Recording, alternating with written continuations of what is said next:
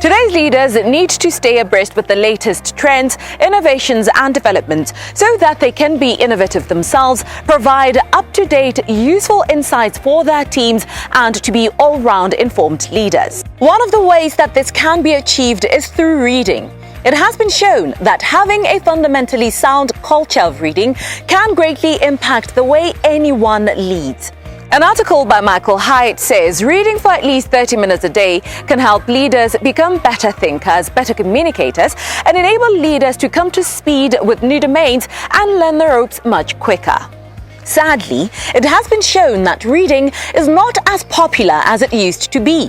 One may, however, think that as we live in the age of social media, everyone is reading all the time, or at least staring at their phones, giggling at new posts, tweets or messages every few seconds. But our discussion this evening is premised around in-depth reading that immerses us into a subject or an experience that teaches, inspires, and is a beacon in anyone's leadership journey. A write-up on Reaction Online states that in-depth reading is experiencing a sharp decline. In the United States of America alone, in-depth reading saw a 7% decline in the adult population in 2019. The numbers revealed that the situation is far-reaching among children, where only 53% of kids aged 18 and below said they enjoyed reading. Lest we raise a generation of uninformed leaders, how can a culture of in-depth reading be developed in younger children to help them become critical thinking, well-informed strategic leaders? We are here with Tshepo Gombo, who is the founder of Building Blocks Spelling Bee, a club that encourages primary school kids to read, incentivized by a spelling competition. Tshepo, thank you so much for coming here on First Issues and affording us your time. Today we're talking about a culture of reading after noticing that research says there's a decline. So as a person who runs a spelling bee club, what would you say have been some of the reasons for this decline? Well, like you mentioned, it's a culture. And culture is not something that you get accustomed with along the way.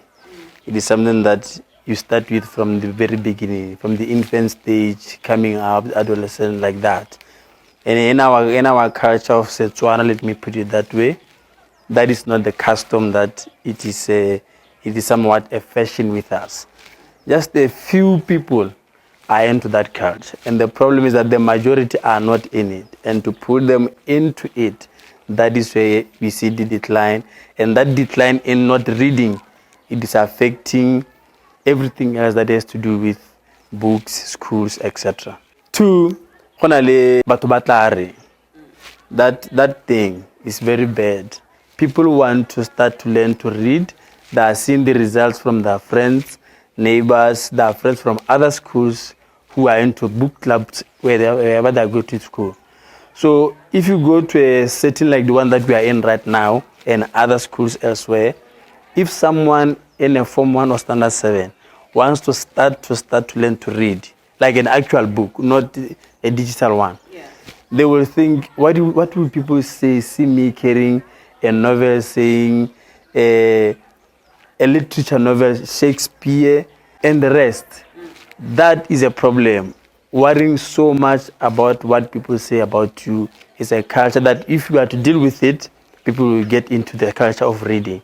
And it is affecting everything else. Like you just mentioned, the decline of it, really, in a nutshell, it comes from a culture standpoint that we are not raised and we are not brought up in the essence, in the environment that has to do with reading, because we are all products of our environment. Yes. Do you think that young people are too far gone to revive this culture? Perhaps maybe looking at the number of people who join your club, because essentially a spelling bee is all about remembering how to correctly spell a word, which can only come from consistently and adequately reading in-depthly. There's been a constant idea that we are seeing in the spelling bee. Usually, when we studied the spelling bee, it was just about, to the kids actually, it was about the stage and the fun. But once they were accustomed with the culture of the spelling bee, that it is when the light came to them, that this is not just about standing and then spelling words. You actually need to go behind the scenes. Put yourself in order, get accustomed to books.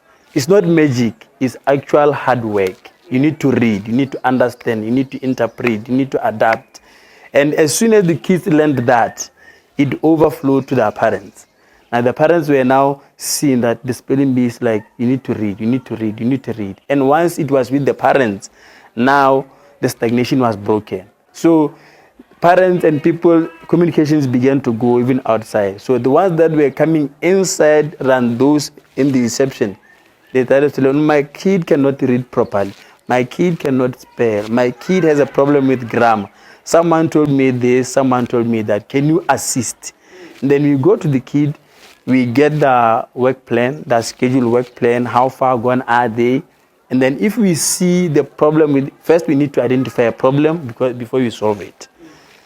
The minute we identify the problem, we draw to you the criteria and the learning mechanisms that we believe can help you to learn fast and catch up quickly.